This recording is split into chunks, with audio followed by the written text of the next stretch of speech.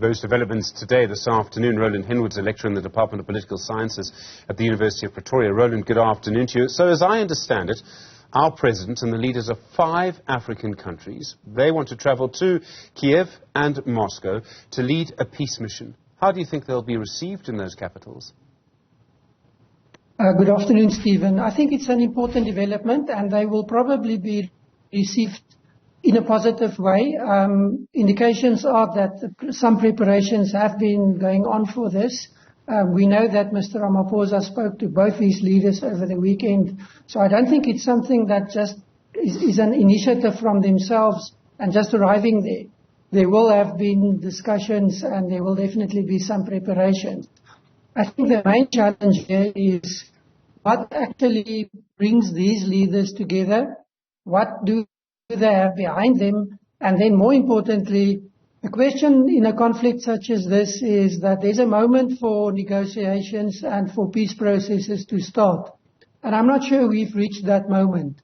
Both leaders in Ukraine and Russia seem to be convinced that they can win this militarily, and that normally does not augur well for negotiations.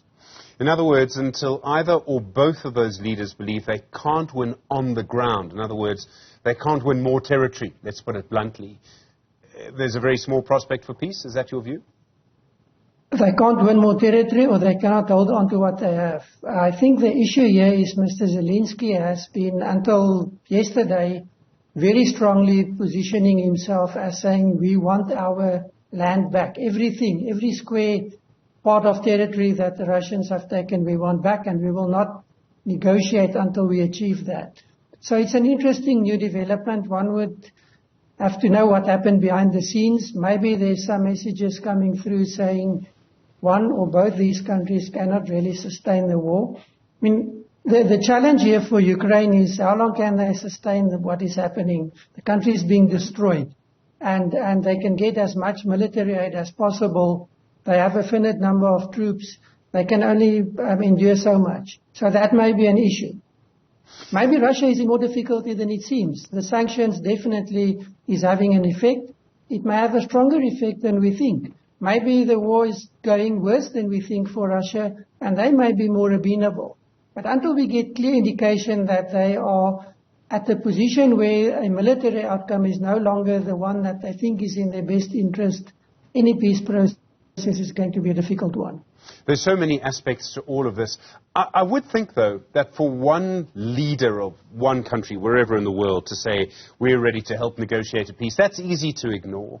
Could the sort of strong point, the genius of this, is that it's 6 leaders. Very hard to ignore 6 presidents who are prepared to travel to your country, I would think.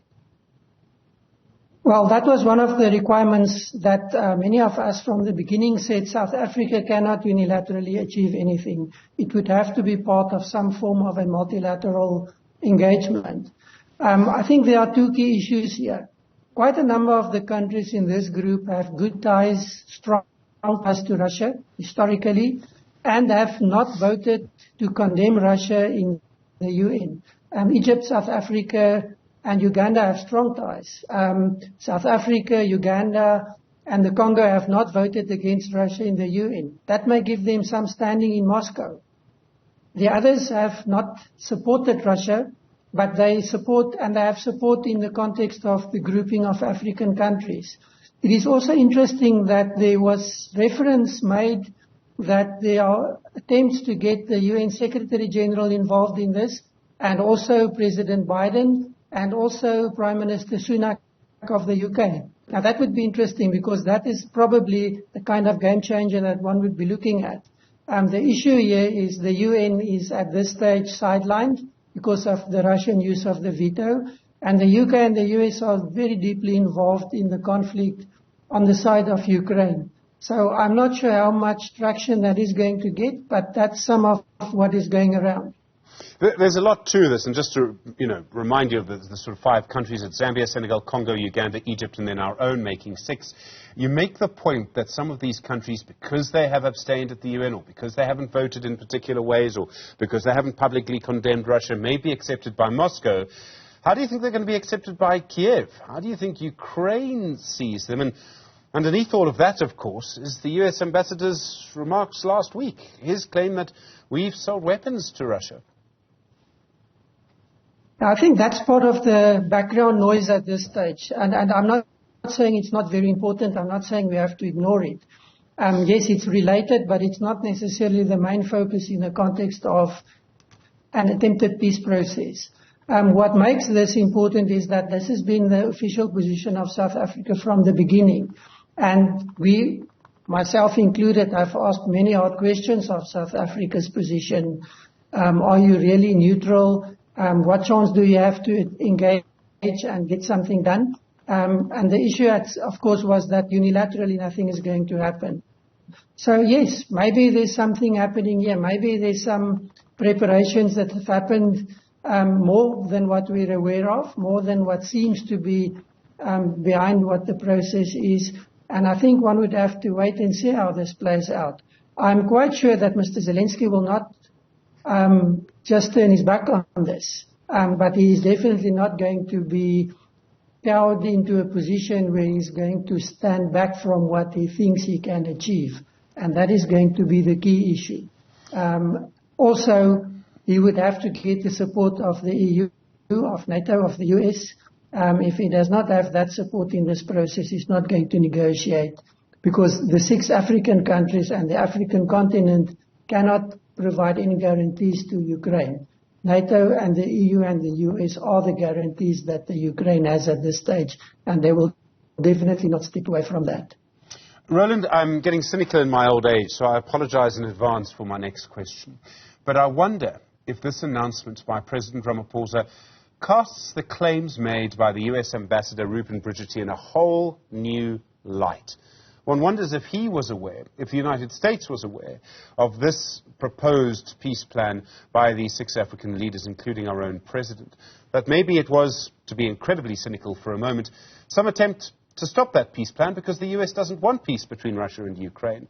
I accept a very cynical reading of it. It's not impossible. I think one must look at this with a very open mind. It's not impossible. We know what the US can get up to. We've seen it in the past. And I think this is the key why it is important for a country such as South Africa to tread carefully, not only in terms of the US, but also in terms of Russia. We've seen how the Russian media has been playing up the visit of the chief of the South African Defence Force, of the South African Army rather. Very different from what South Africa has been communicating. And we find ourselves in a very difficult position as South Africa between these role players. And that is why most people support a non-aligned stance from South Africa, but then a genuinely non-aligned stance. Otherwise, you're going to get dragged into these conflicts and these, not squabbles, serious issues. And it is not in the interest of South Africa to find itself in such a position. I think important, one goes back to Ambassador Bridgetti, is that he communicated something to South Africa, and I'm not sure the sale of arms is the major issue here. I think there's a different message that is being communicated to South Africa, and we have to be very careful to listen and to get that message before we take any decisions. There are so many angles to all of this. And I wonder also, the President and our government's stance of non-alignment has been heavily criticized. And I think perhaps one of the things Bridgetti wanted, maybe, was to spark this debate within South African society. And if that was the aim, he certainly achieved that. But it does make me think that if our President, President Ramaphosa, is received in both Kiev and in Moscow, is welcomed, if this is taken seriously domestically, that would be a huge victory for him, and I would suggest the ANC. Well, definitely so. I think it's something that he's been talking about for a very long time. Minister Pandor has been talking about this for a very long time. Unfortunately, we have not seen any action that supported this. What we've seen in South Africa is a muddled reaction most of the time.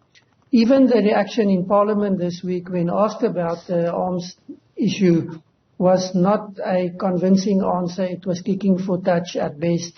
And that is why people became quite skeptical, and I think are still very skeptical of what is actually happening here. So the announcement today is important. It may be something that takes this in a very different direction.